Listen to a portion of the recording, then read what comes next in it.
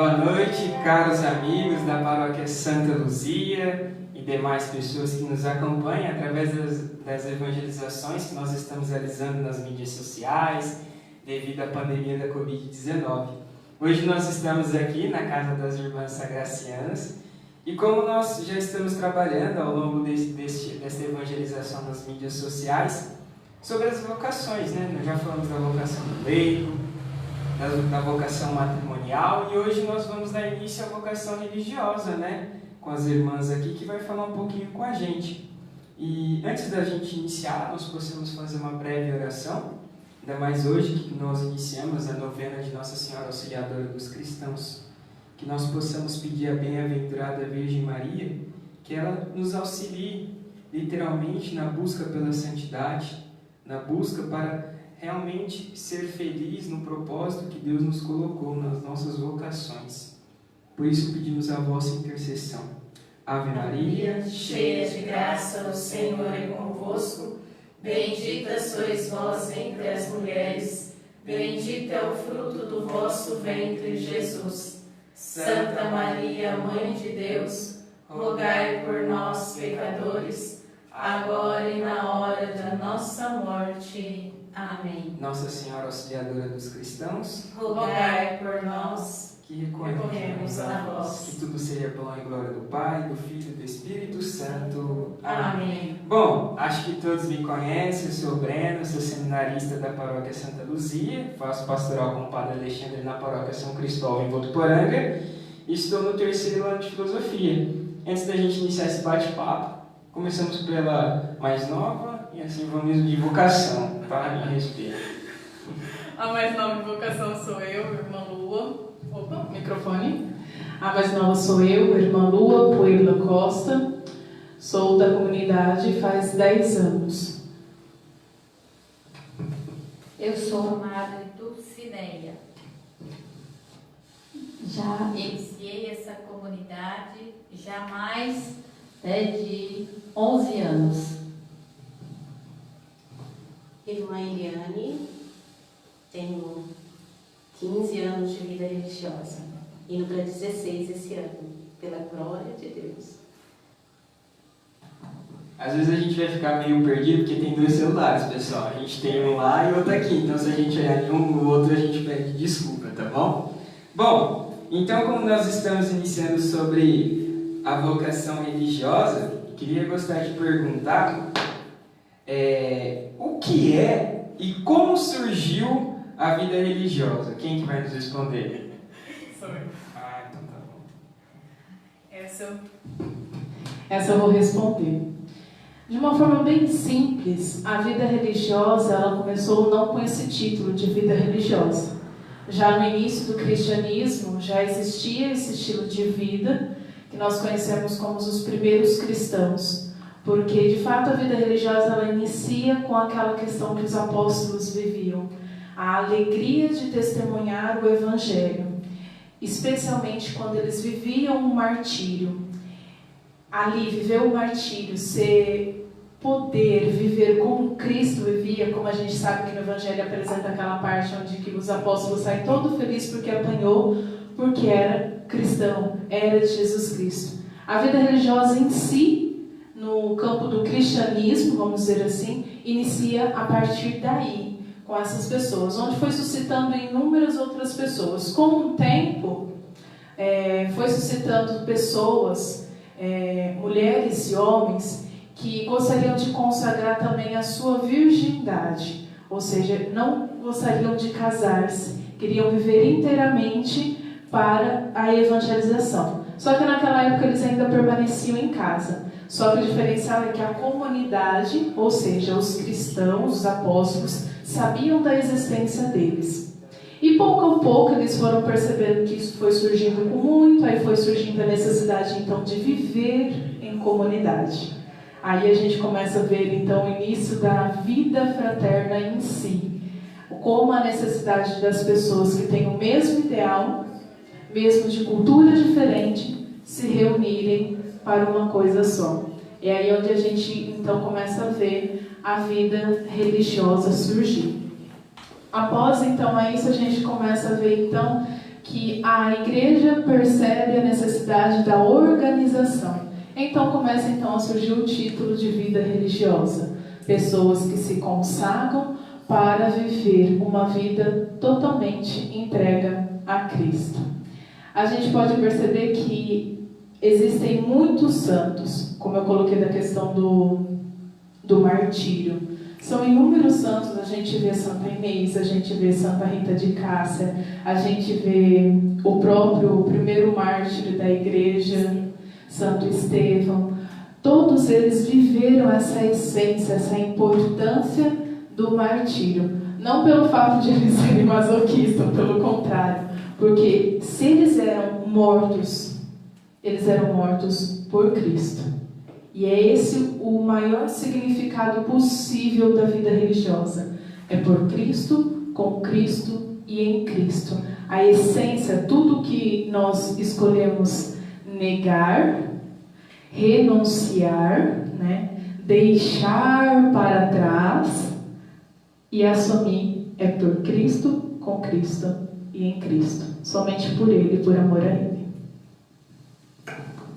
Que bom! A gente pede desculpa pessoal da paróquia que caiu, mas voltou, graças a Deus. Bom, segunda pergunta. Eu percebi que as senhoras trazem 4 corações no cinto. O que eles significam? Quem vai responder? Eu acho que dá para responder. Isso. Nós trazemos os 4 corações da pobreza, castidade e obediência. E o último, o voto de missionariedade, nesse compromisso com a missão de Jesus Cristo no seu reino. Então, é próprio da nossa comunidade ter essa maneira mais profunda de vivenciar a missão. Só acrescentando, esses 3 primeiros são os votos evangélicos que a gente faz: pobreza, castidade e obediência. Pobreza por quê? Não é miséria, nós não vivemos de miséria. Nós somos pobres porque Cristo foi pobre. Então nós não temos bens, nós não valorizamos os bens materiais. Nós dispensamos, pelo contrário, os bens materiais. Então Cristo, ele viveu para o amor, não se apegou a nada. Então, a pobreza. Castidade. A castidade não é somente a castidade do corpo. Nós priorizamos a castidade da mente, que é onde tudo surge. Depois, do corpo, que é onde tudo pode, mas nada. Tudo posso, mas nem tudo me convém. E a alma, por quê? Porque a alma é pura. É o sopro de Deus em nós. Então, nós temos que permanecer puras na alma. Um pecado cometido pela mente, automaticamente ele suja a alma e o corpo. Então, são votos assim muito fortes, para quem diz o sim a Deus. Então, são votos que a gente tem que pensar primeiro. Será que eu vou dar conta? Aí vem a desafiadora, a obediência. Obediência de ver no teu superior, naquele que você escolheu para que seja aqui na terra a boca de Deus, porque o superior, ele é a boca de Deus. Se ele fala, olha, aí não pode, e você faz, automaticamente você já pecou com o primeiro e o segundo. Você já não deu importância para pobreza, quanto menos para castidade. A obediência, então, já era. Então, a gente tem que ter uma seriedade muito quando alguém diz sim para Deus. Você vai ter que carregar, não somente nos sinais do teu hábito, no nosso caso, a gente carrega no nosso hábito, para a gente sempre olhar e dizer, é por amor, foi por amor. Então, aí nós olhamos a castidade também como algo assim, que o mundo nos oferece. Então, tudo que entra pelo olho, muitas vezes a gente peca, porque automaticamente ele nos leva ao pensamento de pecar. Eu já pego, por isso que entra o Evangelho, né? Se teu olho está te levando a pecar, automaticamente arrancam. Mas não é no sentido de arrancar, é de você ter prudência de policiar. Então, eu vejo assim, que esses 3 votos são fundamentais, porque são os conselhos evangélicos, votos dos conselhos evangélicos. E nós priorizamos a missão em nossa comunidade, porque o nosso caminhar, o nosso pulsar do nosso coração tem que ser pela missão. Olhando, né, os apóstolos, né, olhando principalmente Paulo, que foi um dos maiores missionários. Então a gente tem que também morrer pela missão, sempre estar a serviço da igreja por amor. E olhar esse coração não somente com um pequeno coração, mas sim pelo amor, pelo sangue que corre em nossas veias, que a gente sempre irá morrer pela missão. Então esses 4 votos que nós temos são a nossa prioridade. E na verdade é a prioridade da vida religiosa também. A vida religiosa, ela é esse seguimento de Jesus Cristo, mas é um segmento do Cristo mais de perto, através dos conselhos evangélicos. Então, esses conselhos evangélicos que têm esse diferencial, que nos faz viver essa vida consagrada totalmente a Deus, vendo o Cristo, né, pobre, casto e obediente, uma vida de simplicidade, mas de muito amor, como foi dito. E a gente tem que estar sempre nesse foco. Então a vida religiosa não pode perder o foco dela, que é viver os conselhos evangélicos. E aí que dá o sentido para a gente viver nessa intimidade com Deus e a vida fraterna. Bom, para pegar todo mundo de surpresa, quais são os primeiros hábitos que vocês têm na congregação até o que vocês chegaram hoje? Porque às vezes o pessoal não sabe, né? Só tem esse, né? Não estava no script, mas eu estou perguntando. Quem quer responder? Vamos lá. Você falou no sentido do hábito religioso, né? Porque eu tenho os 4 corações, né? Para chegar nesses 4 corações tem um tempo. Teve uma história. Isso, tem uma história. É o processo de formação que a gente passa, né? No aspirantado em si, a gente apenas usa uma saia, que é própria, né? Para ela já começar a ser identificada como aquela que busca a vida religiosa. Então, toda a questão de ter o pudor de si mesmo, a postura, já começa ali no postulantado. A gente pede para o aspirantado, mas aí vai de candidata, não é exigido. No postulantado, então, a gente inicia seria um vestido simples, mas seria dessa cor, o azul escuro. A gente fala no sentido da nossa congregação, né? Esse azul escuro, um modelo diferente desse, e ela ainda não usa o véu. Dentro do postulantado, então, ela vai ter toda a experiência, que eu acredito que isso a gente pode explicar um pouco depois. Depois do postulantado, a gente vem para o noviciado. No noviciado, a vocacionada ela é convidada a já se identificar como sagraciana de uma forma muito mais profunda, que aí é onde que ela, então, assume o primeiro voto, que é o missionário. Então, ela vai receber esse hábito, ela vai receber esse galão, ela também vai receber um dos corações. Ela é missionária sagraciana conosco. E ela também recebe um véu, mas é identificado de uma outra cor, um azul mais clarinho, que diferencia ela das irmãs professas. Durante o período de noviciado, que varia de 3 a 5 anos na nossa comunidade, ela vai então para o juniorato. No juniorato ela já fica como eu, que eu sou juniorista, também por um tempo de 3 a 5 anos. Aí ela vai receber, sim, o hábito desse daqui e o véu branco. Mas só depois, quando elas se tornarem votos perpétuos, que é no momento que ela se consagra de fato, né, definitivamente, então ela vai ter esse mesmo hábito, mas ela então vai receber a aliança de casada, que no caso a madre e a irmã Eliane já possuem a aliança, porque já são esposas de Cristo, já tem o esponsal. Nós chamamos de votos perpétuos. Uma dúvida, é minha. O cabelo, vocês cortam ou é natural? Isso é uma pergunta que eu não vou perguntar, porque eu vou perguntar porque quem quer saber, o pessoal manda no privado pra mim. É uma ótima pergunta. O primeiro ato da candidata é a tonsura.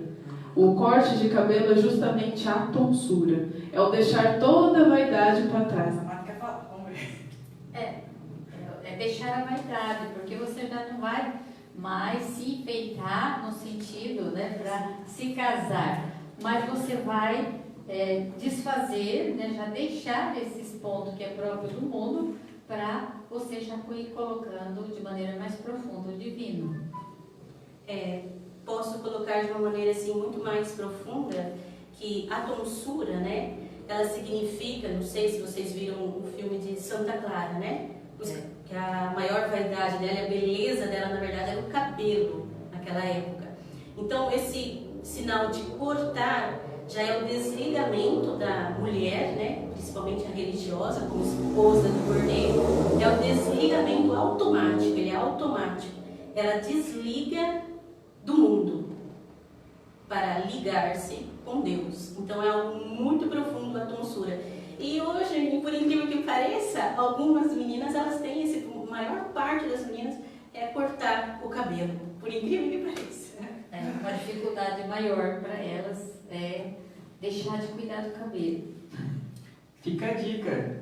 A Larissa, a Letícia Brandão, a Beatriz, que está perguntando. Só para julgar. Bom, e é um ponto muito interessante, porque eu moro com 40 rapazes no seminário, isso é uma das coisas mais difíceis. O que é a vida fraterna e como vivê-la? Pronto. O pessoal casado acha que vida de matrimonial é fácil, que vocês não viveram com muita gente no mesmo lugar. Você só vive com o teu esposo e com teus filhos, no caso, e vamos dizer assim, de final de semana você vive com teus amigos, mas é um dia sim, um dia não, mas a vida fraterna ela é diferenciada. A vida fraterna, a gente tem que ter esse olhar igual os discípulos de Emaús, porque sempre a gente vai ter as frustrações, a gente sempre vai encontrar em momentos difíceis, mas a gente está aí para ajudar na superação, para fazer como Jesus Cristo fez. Ele foi reanimando novamente os discípulos, recordando as Escrituras, tudo que tinha que acontecer, e eles foram superando para essa libertação e vivenciar a fraternidade, essa comunhão, renovar novamente essa comunhão. Então é sempre um caminhar com os irmãos, dentro da sua miséria e da sua riqueza que nós temos. Então a vida fraterna é viver essa comunhão ali com os altos e baixos, mas fazendo um sendo apoio para o outro, nunca um desrespeitando o outro, mas sempre respeitando o momento de cada um, a fase de cada um, para que possa sempre viver essa comunhão profunda com Deus e automaticamente com os irmãos. E lembrando que cada um é cada um tem sua maneira de ser, sua cultura, principalmente no convento, cada um vem com ali uma educação, uma maneira de ver as coisas. E ali no convento, todo mundo se une por causa de Jesus Cristo. Então, aí que entra toda a renúncia, entra todo esse vivenciar dos conselhos evangélicos, para que a gente possa conseguir ter essa unidade e esse olhar de Cristo para o outro. Só complementando, né? Porque esse olhar dos discípulos de Emaús, né? Se a gente for ver os discípulos de Emaús, eles estavam caminhando, frustrados, sem esperança. Jesus morreu, Jesus acabou para nós, a nossa história, tudo que conquistamos. E quando a gente olha a vida fraterna, lançando ela para os discípulos de Emaús, nós podemos ver o seminário. São vários, né? São várias mentes, vários gestos, várias posturas, várias pessoas com poder também, né? Mental, também financeiro. Então a gente olha para toda essa realidade, né? todo mundo ali por um mesmo ideal, é o mesmo ideal, tornar-se sacerdote, tornar-se religiosa. Aí a gente lança toda essa nossa realidade ali para aqueles discípulos caminhando, frustrados, sem esperança. Aí a vida fraterna, ela entra nesse sentido mais profundo que eu quero assim, ver se vocês conseguem compreender. Ao mesmo tempo que eu passo por uma experiência frustrante, podemos dizer crise vocacional, né? Isso, para a gente entender o que essa frustração é assim. De repente a gente se toma chamada para a vida religiosa. Aí a gente, muitas vocacionadas, eu também já passei por esse período, a gente para e fala assim, mas peraí, eu sou digna disso? E a frustração vai entrando no sentido de que, eu não sei fazer isso, eu não sou capaz disso, e a frustração é justamente isso, é o humano nosso gritando, só para a gente poder entender. Então, diante dessa realidade da nossa frustração, assim, mas eu não vou dar conta do recado, é onde que a gente olha para os discípulos de Emaús. Eu não estou dando conta. Então, a gente olha para esses discípulos cabisbaixo. Esse é o momento em que a gente chega assim, eu, por exemplo, às vezes a irmã ou a madre está meio assim, a gente sempre tem, nós somos humanos, a gente tem a nossa tristeza no dia a dia, as nossas obrigações, a gente tem as nossas cobranças, então tem isso. Em qualquer lugar que você for, você vai ser cobrado. A cobrança é muito grande, porque nós estamos, um diferencial muito grande, em busca da perfeição. Nós não somos perfeitas, estamos trabalhando a nossa santidade. Então eu estou passando por uma crise vocacional, que muitas vezes acontece. Nós somos esse Cristo que chega, conversa com a vida fraterna, conversa com o irmão que está também no mesmo ideal que você, lutando pelos mesmos propósitos, pelas mesmas ideias, pelos mesmos conceitos, e chega e fala, olha, lembra quando foi o teu chamado? Lembra como você estava vívido, como foi firme? Então a gente vem para colocar nas mãos, no ombro ou no coração desse irmão, o evangelho que ele experimentou um dia. Então, é recordar o chamado do irmão sempre. A vida fraterna, ela vem nos levantar. Então, eu sou chamada por amor a este Cristo que também me chamou a compreender a dor do meu irmão, daquele que caminha comigo, que é irmão de comunidade, a estar com ele e relembrar o evangelho na vida dele, como aconteceu esse evangelho na vida dele, e dizer que ao partir deste pão que nós comemos na mesma mesa, ele vai novamente reencontrar com Cristo. Então é esse sentido da vida fraterna, muito mais profunda que a gente imagina. Ela não é só você passar a mão, alegria, fazer uma life ali, não, ela é vivida constantemente. A cada dia que você acorda com alguma coisa, com alguma dor, aí chega aquela coisa, o irmão não está bem, não. Você tem que sentir como irmão. É como Cristo diz, amai-vos uns aos outros como eu vos amei. É melhor essa. Amai-vos uns aos outros como eu vos amei. E como amá-lo? Sempre relembrar no irmão, na irmã, o evangelho que chamou ele, que fez ele despertar para seguir Jesus Cristo. O mais belo na vida religiosa é justamente isso, porque ao mesmo tempo que você se coloca como discípulo, você também é o próprio Cristo para o irmão. Então é essa dinâmica da vida religiosa que é a profundidade da vida fraterna. Então é realmente encantador para quem consegue se colocar nesta realidade.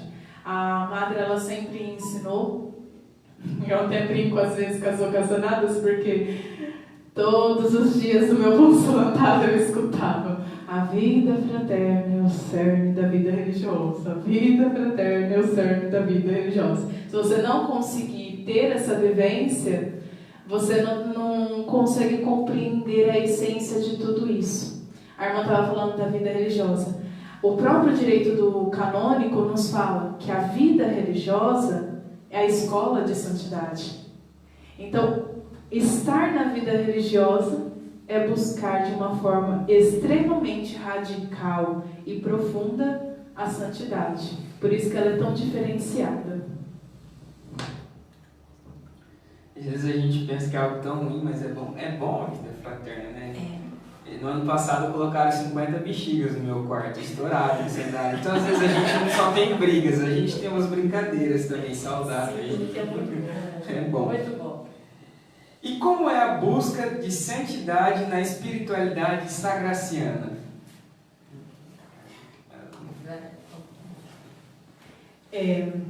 A nossa espiritualidade ela é diferenciada, porque nós buscamos vivenciar o mistério pascal.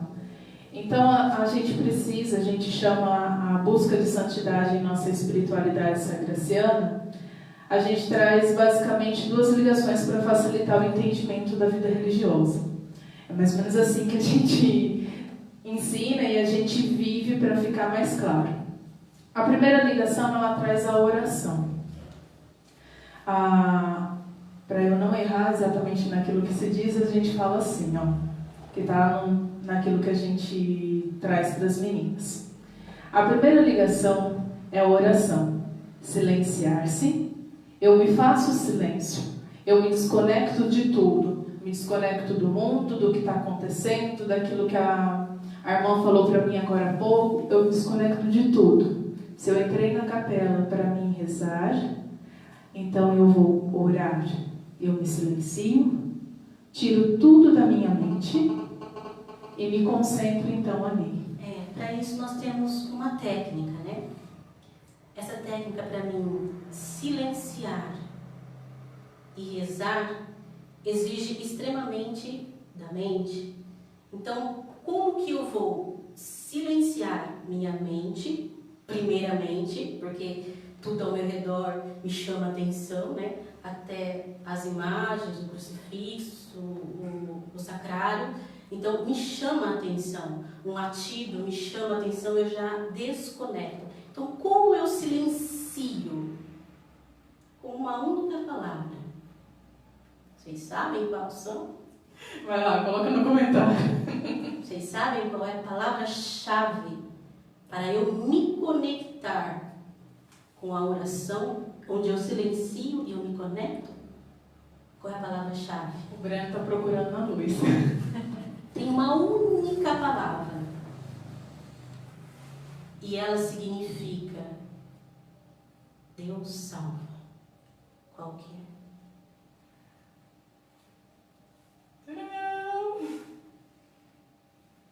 Depois de comentar. Alguém sabe?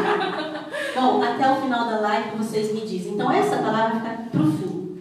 Então eu coloco essa palavra na minha mente, aí automaticamente eu já coloco no meu coração.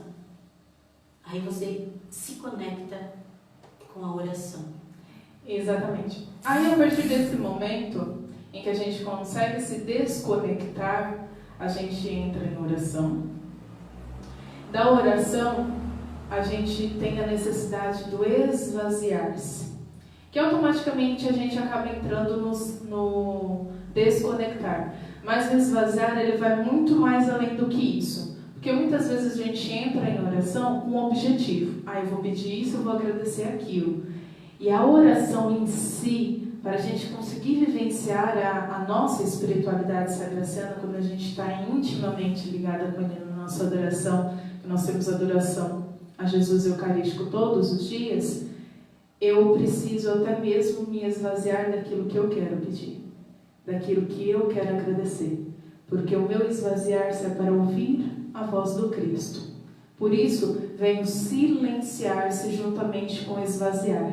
Aí a gente entra no mais profundo de tudo isso, que é o abandonar-se.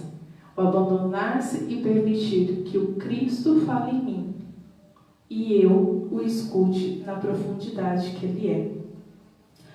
O entrar-me, a gente estava conversando sobre isso, aí as irmãs olhavam assim para mim e falavam assim: mas como que eles vão entender o que é o esvaziar-se? Aí eu falei assim, irmão, é muito simples, é só falar assim, ó, entra no vácuo de Deus, ou seja, entra na vibe de Deus.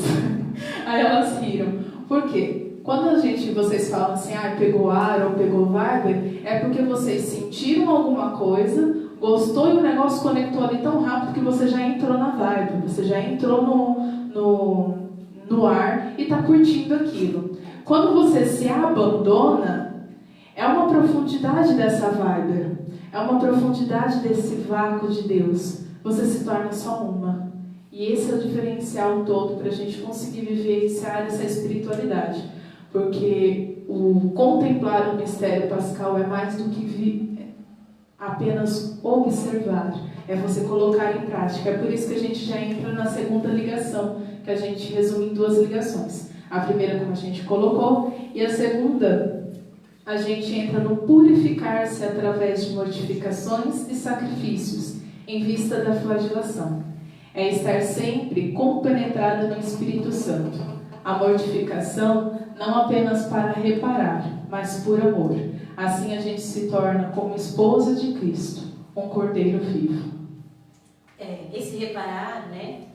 Posso dizer para vocês assim, às vezes a gente fala assim, mas eu tenho que reparar esse pecado, eu tenho que reparar isso, eu tenho que reparar, eu tenho que comer. Não, os nossos pecados já foram reparados por Jesus Cristo. Cristo já pagou os nossos pecados. Essa mortificação em que nós falamos é a mortificação pelo amor a Cristo. Então, eu deixo algo por amor a Cristo. Ou seja, a Coca-Cola. A maioria do pessoal ama a Coca-Cola. A Coca-Cola é o centro do universo. Então, às vezes fala assim, eu vou fazer jejum. É uma mortificação, se você for olhar. Para quem toma 1 litro, 2 litros, 3 litros de Coca-Cola por dia, que eu já vi que tem gente que toma, gente, por incrível que pareça, essa é uma realidade. Tem gente que toma, já levanta tomando Coca-Cola. Café da manhã é Coca-Cola. Café da manhã é Coca-Cola. Então, às vezes, é algo que a pessoa não consegue viver sem. É essencial para a vida da pessoa a Coca-Cola. Então, você deixar de tomar Coca-Cola, deixar, não tomar mais, é deixar. Então, é mortificação, é sacrifício. Então, você deixa a Coca-Cola da sua vida, você tira a Coca-Cola da sua vida. Coca-Cola não existe mais. Então, é uma mortificação para quem ama, acima de tudo, a Coca-Cola. Então, é nesse sentido, essa mortificação, esse sacrifício. É por amor a Cristo. Mas, automaticamente, você está fazendo um bem para o teu organismo, né? Referente à Coca-Cola Mas aqui, quando a gente fala no sentido que nós estamos colocando, que a irmã está colocando, a mortificação, não é tirando tudo aquilo que a igreja ensina, de reparar através das indulgências e tudo mais. Pelo contrário, a gente tem essa vivência também das indulgências, das reparações a serem feitas. Já é acrescentada. O que a gente coloca no sentido dessa mortificação é vamos dizer assim, uma pitadinha de um segredo de tempero que a gente coloca na nossa espiritualidade, para que a gente possa vivenciar uma essência da flagelação do Cristo. Ter aquela alegria que os apóstolos tiveram, como eu falei no início, de poder dizer, eu estou sofrendo por Cristo. Ele me viu digno disso. Essa é a alegria.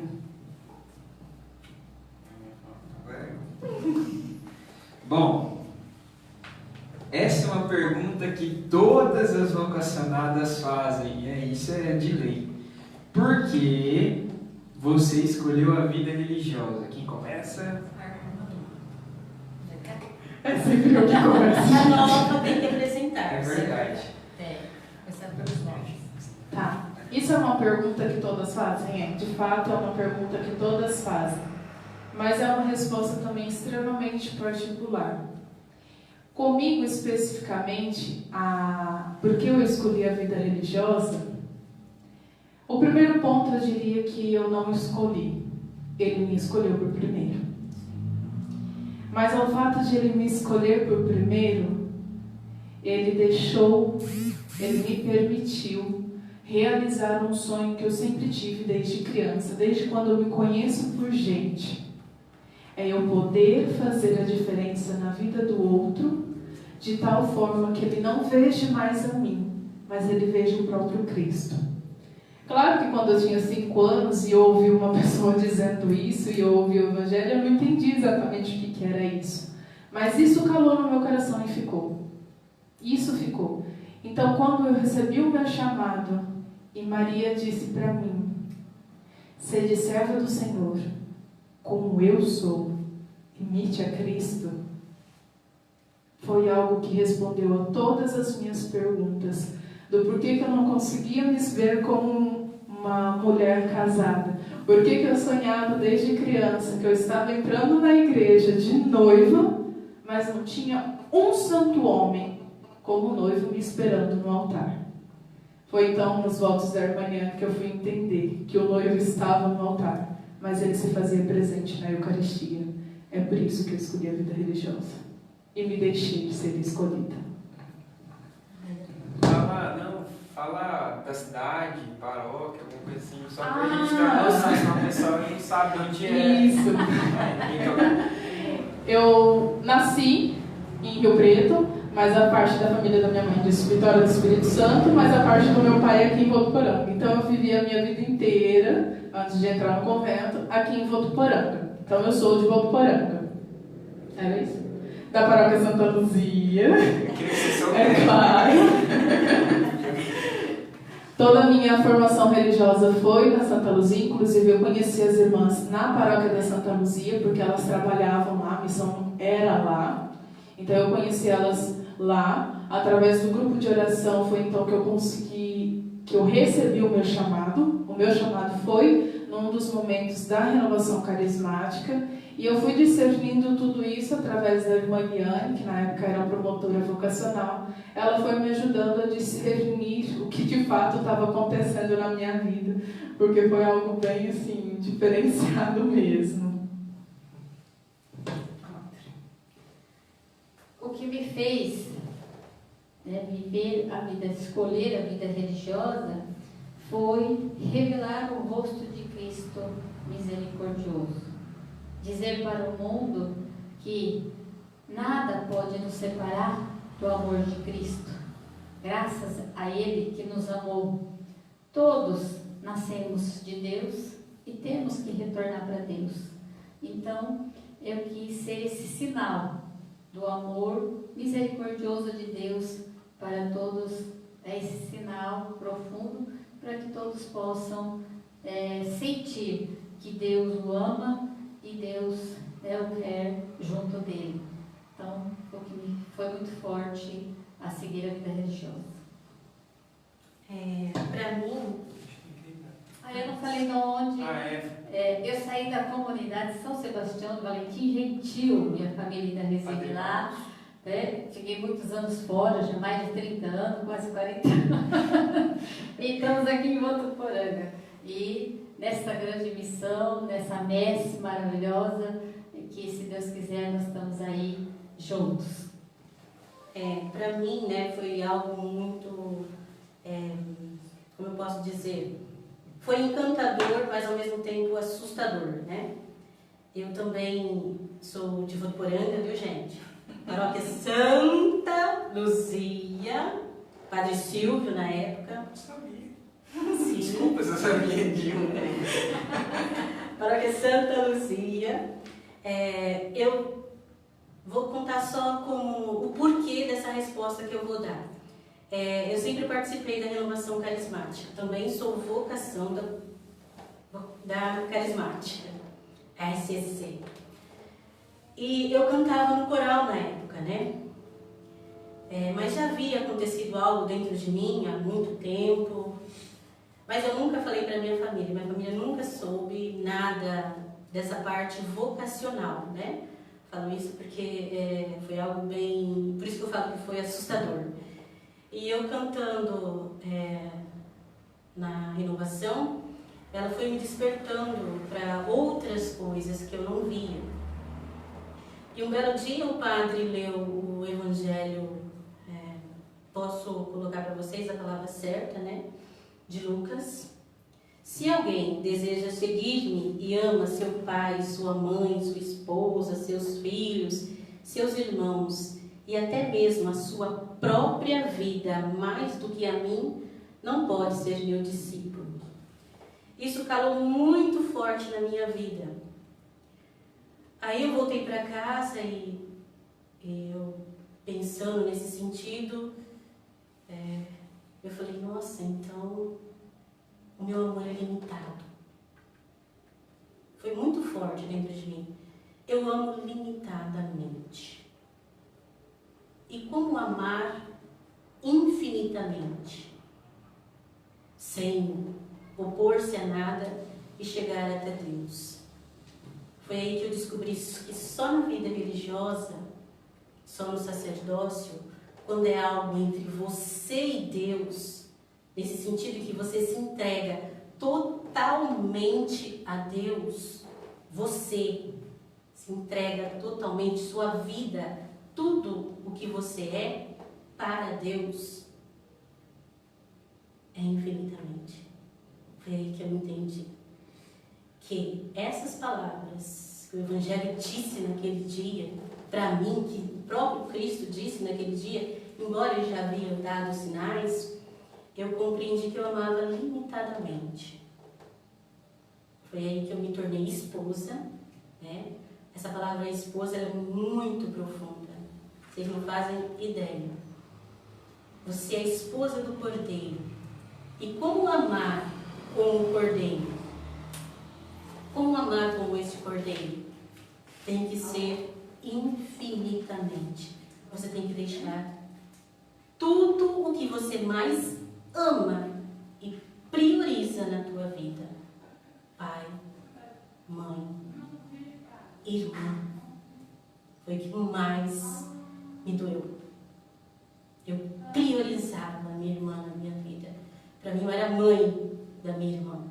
E deixá-la por amor e para amar infinitamente, eu tive que dizer sim. E esse meu sim é perpétuo. Hoje eu amo infinitamente qualquer filho de Deus que se tornou meu filho. Nossa, que benção. É que eu estava pensando enquanto as irmãs falavam, né? Às vezes a gente não tem esse contato de saber como que é a vocação de cada um, né? Às vezes a gente acha que é algo tão raro de surgir, mas é algo tão natural, né? Às vezes o pessoal fala que falta vocação, na verdade tem, de sobra, né? É que falta responder o chamado, né? Só que eu fiquei pensando, como eu não sabia da irmã Eliane, que a irmã Eliane era lá da paróquia, eu sabia da irmã Lua. Então, lá da Santa Luzia, né, que acompanha a nossa página, nós temos, vou começar dos mais antigos, Padre Leonildo, Padre Jair, Padre Natal, tem mais um padre que, se eu não me engano, é o Saul, se eu não me engano.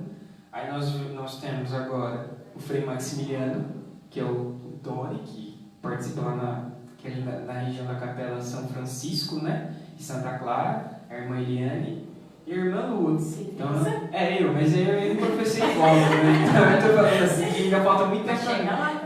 Se Deus quiser. Eu lembrei o nome do padre, eu estava esquecendo. O padre Rafael Dalben, não tinha padre, não nada. Nossa comunidade, peço desculpa, a família dele cuidou muito tempo da pastoral vocacional da paróquia, né? Eu me recordo. Na época que as senhoras estavam, nossa, não me recordo. Então, nossa paróquia é uma coisa que eu sempre falo com um casal de amigos meus, né, Vanessa? É uma manancial de vocações, né? Em pouco tempo aqui, menos de 10 anos, a gente tem 3 vocações, né? Era para ter mais, mas graças a Deus a gente tem. Ainda a fonte está viva, graças a Deus. É por Cristo, né? E a última pergunta, né? Daqui a pouco nós temos a vigília de adoração, a vigília com o pessoal da vigília de Santa Luzia, os jovens e a banda Lectus. Para finalizar, como que é o processo de formação da congregação das irmãs sagracianas? Como que funciona esse processo? Porque eu tenho várias amigas, a Beatriz, a irmã da Beatriz, que é a Larissa, que eu confundo, a Jaque, assim por diante, elas querem saber, né? Até ele já percebeu, isso. Viu? Eu falo pro pessoal, não tem cara de ser. Não, mas isso é fato mesmo. Todos aqueles que são chamados têm um diferencial na face. É diferente mesmo. Na face e na postura. Na postura, por mais que tente esconder, né, Sim. irmã? Não consegue, de fato. Demonstra de alguma forma. Demonstra de alguma forma. Então vamos lá. O nosso processo de formação. Primeiramente a gente inicia com o aspirantado. Ele vai de 6 meses a 1 ano. A vocacionada, que aceita ser acompanhada por nós no aspirantado, ela passa por um processo, onde ela tem que participar das vivências vocacionais, que é aqui em casa, e ela participa também de pelo menos 2 encontros e um retiro. Sim. Tá? Normalmente é um encontro vocacional, um encontro mariano, que às vezes pode ser também um retiro mariano, e o terceiro e último, que é antes de ela entrar no postulantado, que é onde ela vai discernir na vida dela se ela quer fazer essa experiência. É então o retiro sobre o amor. Aí, esse é particular, só vivendo para vocês saberem. Passando por esse período, tendo esse retiro, ela então vai chegar a nossa madre, que ela não é brava, tá, gente? Ela é doce, igual o nome, Madre Dulcineia. Ela é mãezona, gente. Vocês já sabem. Nossa, É mãezona mesmo. eu pensei que era só eu fazer piada com o Heitor, mas não. Não, de fato, isso é verdade por experiência própria. Então ela chega na madre e pede então, ou até mesmo na mestra, para ser admitida ao postulantado. O postulantado nós só trabalhamos com o interno, que é de 6 meses a 1 ano. Por que a gente dá um prazo sempre mínimo e máximo? Porque na nossa formação, a gente traz um diferenciado, que a candidata, não necessariamente ela tem que vivenciar, por exemplo, 8 meses, 1 ano, que são 12 meses fechados. Não. Se em 6 meses a candidata apresentar maturidade diante da mestra e da madre, ela é avaliada positivamente para entrar no noviciado. Então pode ser que entre 3, 4 vocacionadas juntas, no mesmo dia, na congregação, e apenas uma seja aprovada para o noviciado, ou as 3, isso depende muito de cada candidata. Por quê? A gente respeita, como a madre colocou, essa questão da vida fraterna, a cultura, a realidade da pessoa, até mesmo a cognitividade da pessoa, tudo o individual dela. Sempre também respeitando aquela questão. É preciso que o grão de trigo caia no chão e morra para então dar frutos. Essa é sempre a frase fundamental. Ela vai ter que definir se ela vai querer ser uma religiosa. Se ela se identificou na comunidade, com a espiritualidade, com o carisma, com a maneira de viver a missão. O noviciado é para isso, para ela aprofundar, avançar as águas mais profundas, a beber da fonte que jorra no coração de Jesus, que é transmitida pelas mãos de Maria. Isso também faz parte de ser sagracianas. Passou por esse período, ela também passa por um retiro, ela é acompanhada por um sacerdote que faz todo o direcionamento. Ela é convidada, então, a definir se ela quer ser irmã sagraciana. Se ela disser sim e apresentar-se à madre e à mestra, e a madre e a mestra, junto com o conselho, ver que ela é apta para isso, ela correspondeu verdadeiramente a isso, então ela é aceita para o juniorato. No juniorato também é de 3 a 5 anos. Nós chamamos de votos temporários. Isso, que são os votos temporários. Porque no caso onde eu sou juniorista. No juniorato, eu já vivo tudo que uma religiosa tem para viver. Eu preciso testemunhar, ser como um vidro. Eu acho que só aquele celular que vai conseguir ver que tem um vidro aqui atrás na capela. Ser como um vidro. O raio de sol passa por mim, mas eu não modifico o raio. Eu não posso modificá-lo. Eu apenas preciso refleti-lo verdadeiramente. E o raio de sol, nós sabemos que quando a gente usa a questão do sol, a gente está se referindo a Deus, à vontade de Deus para toda a realidade do mundo. Então eu sou um reflexo. Quem me vê, necessariamente precisa enxergar nem que seja uma fagulha divina, porque eu sou chamada como esposa de Cristo, representar o próprio Cristo aqui na terra. Passado o juniorato, olha que bênção, vem o perpétuo. Na nossa congregação, a gente ainda mantém, graças à nossa madre, a tradição, podemos dizer assim, né? Tradição. A tradição de fazer os votos perpétuos e entrar de noiva na igreja. Então, a gente entra de noiva, você vai estar lá no meu dia. Você não pode esquecer. É viver o esponsal. É lindo. É viver o esponsal. A definição de eu entrar no convento foi justamente num dos votos perpétuos da irmã Eliane. Quando eu vi ela entrando de noiva na igreja, eu entendi que eu não tinha mais escapatória com Jesus. Eu tinha que ser religiosa. Então, nos votos perpétuos, você perpetua isso. Aqui, a gente pode entender, não é um sacramento, mas se torna um sacramentário. Por quê? A gente faz os votos nas mãos do bispo. É o bispo, o maior representante aqui no caso na diocese, que representa o Cristo. É ele que entrega a aliança do esponsal nas nossas mãos. E a gente recebe a aliança e esponsal. Isso, na oração consagratória. Claro que os detalhes, se vocês querem saber como que é os votos perpétuos de uma irmã sagraciana, vocês vão ter que chamar a gente lá no WhatsApp, que a gente conta, vem fazer uma experiência com a gente, que a gente mostra os vídeos para vocês de como é. Claro que aí também fica o convite para vocês que sentem no coração essa vontade da vida religiosa. Os votos perpétuos me tornam esposa de Cristo.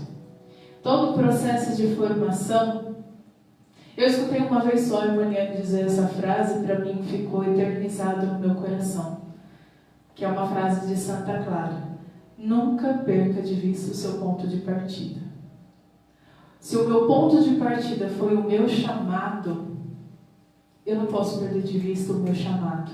Se eu passo pelo postulantado, se eu passo pelo noviciado, se eu passo pelo juniorato, se eu me perpetuo como religiosa, com os votos consagrados, os votos perpétuos, eu ainda não posso perder de vista o meu ponto de partida, o Cristo.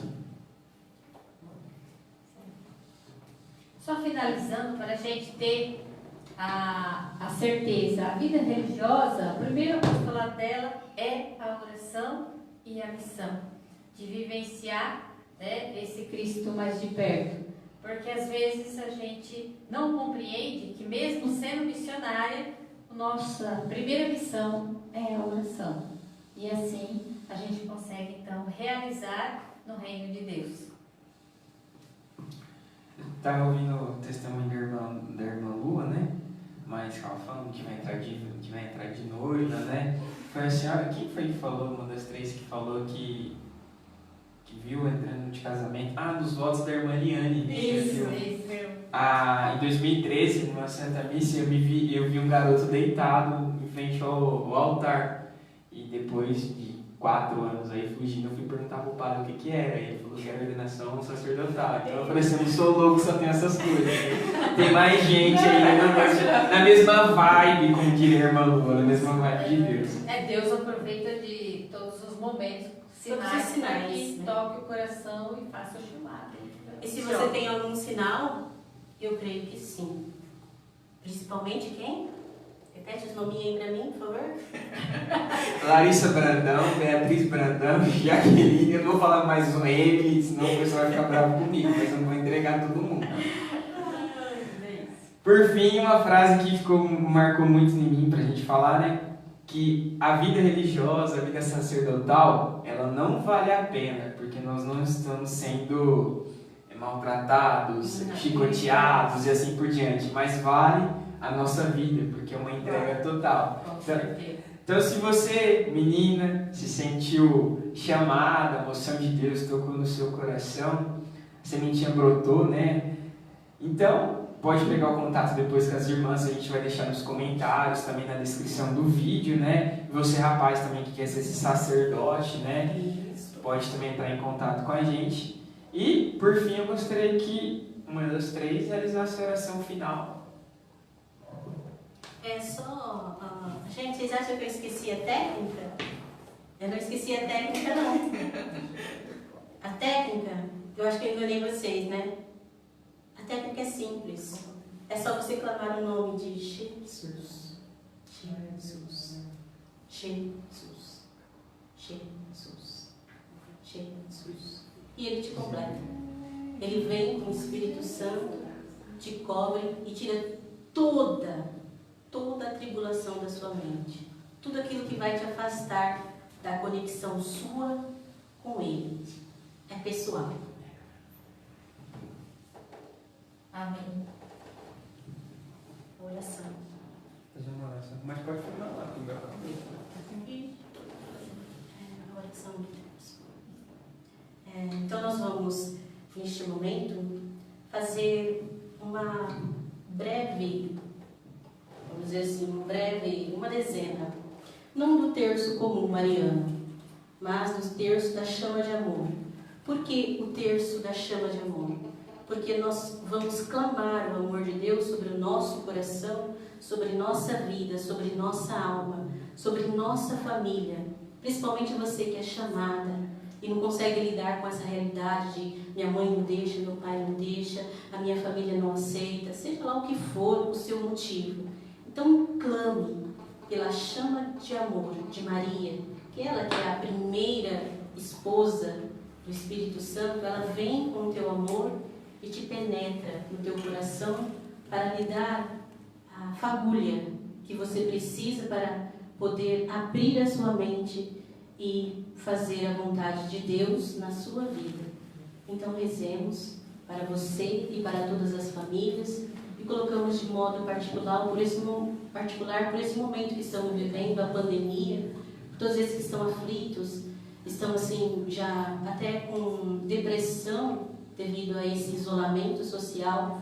Hoje nós vamos clamar que Maria venha com suas mãos e derrame todas as bênçãos sobre a humanidade, sobre a nossa terra, nossa mãe terra, que ela seja curada, que ela seja purificada e limpa, para que tudo isso passe e que amanhã nós recordemos que foi apenas um sacrifício que tivemos que dar para dizer que verdadeiramente nós amamos a Deus, olhando Ele na cruz e também derramando o nosso próprio sangue por Ele. Em honra às 5 chagas de nosso Senhor Jesus Cristo, nós vamos fazer o sinal da cruz 5 vezes. Em nome do Pai, do Filho e do Espírito Santo. Amém. Em nome do Pai, do Filho e do Espírito Santo. Amém.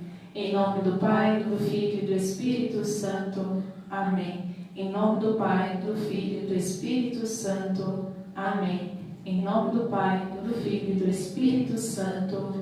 Amém. Meu Deus, eu espero em vós, pois sois infinitamente bom. Ave Maria, cheia de graça, o Senhor é convosco. Bendita sois vós entre as mulheres. Bendito é o fruto do vosso ventre, Jesus. Santa Maria, Mãe de Deus, rogai por nós, pecadores, agora e na hora de nossa morte. Amém. Meu Deus, eu confio em vós, pois sois infinitamente misericordioso. Ave Maria, cheia de graça, o Senhor é convosco. Bendita sois vós entre as mulheres.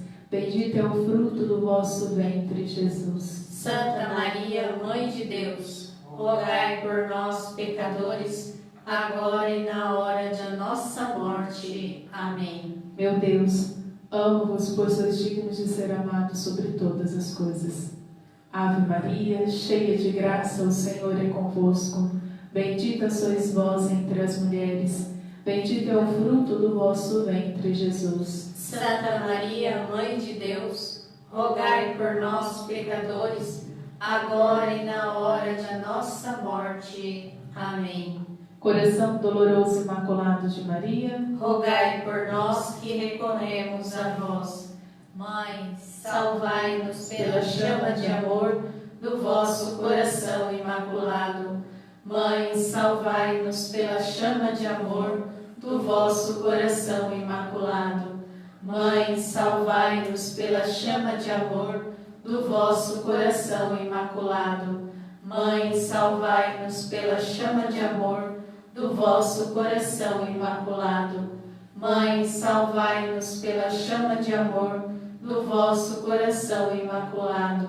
Mãe, salvai-nos pela chama de amor do vosso coração imaculado. Mãe, salvai-nos pela chama de amor do vosso coração imaculado. Mãe, salvai-nos pela chama de amor do vosso coração imaculado. Mãe, salvai-nos pela chama de amor do vosso coração imaculado. Mãe, salvai-nos pela chama de amor do vosso coração imaculado. Mãe de Deus, derramai sobre a humanidade inteira as graças eficazes da vossa chama de amor, agora e na hora da nossa morte. Amém. Glória ao Pai, ao Filho e ao Espírito Santo, como era no princípio, agora e sempre. Amém. Glória ao Pai, ao Filho e ao Espírito Santo, como era no princípio, agora e sempre. Amém. Glória ao Pai, ao Filho e ao Espírito Santo, como era no princípio, agora e sempre. Amém. Louvado seja nosso Senhor Jesus Cristo. Para sempre seja louvado.